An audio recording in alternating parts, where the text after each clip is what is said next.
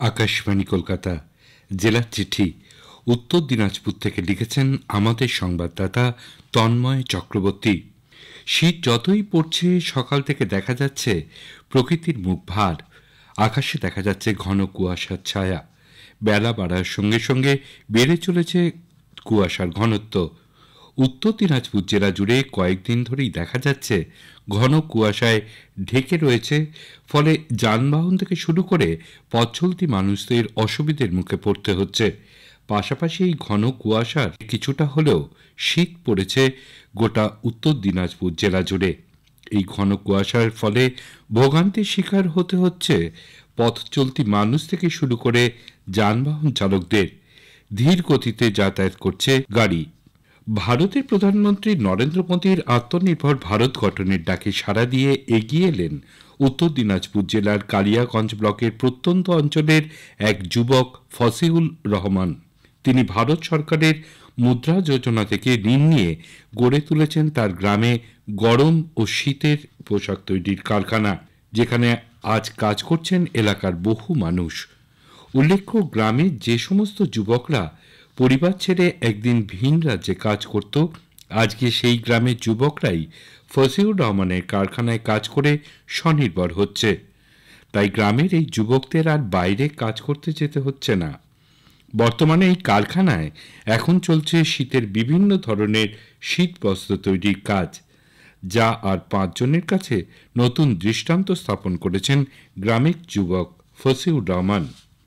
গ্রাম বাংলার ঐতিহ্য বিলুপ্তপ্রায় পুতুল নাচের দেখা মিলল উত্তর দিনাজপুর জেলায়। শীত নামতেই ঐতিহ্যের লোকশিল্পকে বাঁচিয়ে রাখতে পুতুল নাচের আয়োজন করেছে বেশ কিছু উদ্যোক্তারা। একসময় গ্রামে দেখা মিলত বিনোদনের প্রধান আসর পুতুল নাচ, কিন্তু দিনের পর দিন হারিয়ে যাচ্ছে বাঙালির এককালের বিনোদনের প্রধান অনুষঙ্গ এই নাচ। তবে হারিয়ে যাওয়া পুতুল নাচের আবারও দেখা মিলছে শহর অঞ্চলেও।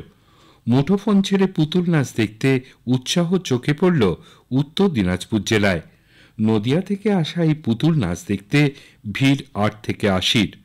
অভাবের তাড়নায় নতুন প্রজন্ম মুখ ফিরিয়েছে এই শিল্পকলা থেকে, ফলে পুরনো প্রজন্মের গুটি কয়েক লোকেরাই বাঁচিয়ে রেখেছেন এই লোক সংস্কৃতিকে। এই মেলায় অংশ নেন নদিয়ার পুতুল নাচের 10 জনের শিল্পী দল। পুতুল নাচ শিল্পী শান্তি বর্মন জানান, আগামী প্রজন্মের কাছে পুতুল নাচের অস্তিত্ব টিকিয়ে রাখতে আমরা এখনো বিভিন্ন জায়গায় ঘুরে ঘুরে পালাগান করে যাচ্ছি। এছাড়াও গ্রামেগঞ্জে এখনো কিছু শিল্পানুরাগী মানুষ আছেন যারা বাংলার প্রাচীন লোক শিল্প সংস্কৃতিকে বাঁচিয়ে রাখতে চান। উত্তর দিনাজপুর জেলার সর্বশ্রেষ্ঠ চাল তুলাই পাঞ্জি। ইতিমধ্যেই এই চাল বিশ্বের দরবারে সেরা তকমাও পেয়েছে, কিন্তু বর্তমান সময়ে বেশ কিছু কৃষক সঠিক পদ্ধতিতে এই চাল চাষ না করতে পারায় হারিয়ে যাচ্ছে এই তুলাই পাঞ্জি চালের সুগন্ধ। তাই কিছু সহজ পদ্ধতিতে এই তুলাই পাঞ্জির চাষ করলে তবেই সুগন্ধ বজায় থাকবে এই চালের। স্বাদে গুণে অতুলনীয় জেলার এই গর্ব পেয়েছে জিআই স্বীকৃতি। Joint director of agriculture Sanjib Kumar Sarkar জানান, বর্তমানে কিছু কৃষক তুলাই পাঞ্জি চাষের জন্য জমিতে রাসায়নিক সার প্রয়োগ করছেন। এই রাসায়নিক সার বেশি দেওয়ায় কমছে তুলাই পাঞ্জির ফলনও। তাই তুলাই পাঞ্জি চাষে সর্বদা জৈব সার প্রয়োগ করার পরামর্শ দিচ্ছে কৃষি দপ্তর। যক্ষ্মা দূরীকরণে বিশেষ কর্মসূচি গ্রহণ করল উত্তর দিনাজপুর জেলা স্বাস্থ্য দপ্তর। স্বাস্থ্য ও পরিবার কল্যাণ দপ্তর পশ্চিমবঙ্গ সরকারের উদ্যোগে সমস্ত জেলা জুড়ে 100 দিনব্যাপী এই কর্মসূচির সূচনা করা হয়। আগামী 24 মার্চ 2025 পর্যন্ত চলবে এই কর্মসূচি। এই কর্মসূচির আওতায় জেলার বিভিন্ন স্বাস্থ্যকেন্দ্র, হাসপাতাল, মেডিকেল কলেজ, এমনকি বাড়ি বাড়ি গিয়েও যক্ষ্মা রোগীদের জন্য বিভিন্ন পরীক্ষা নিরীক্ষা, শনাক্তকরণ এবং সবশেষে চিকিৎসার ব্যবস্থা করা হবে।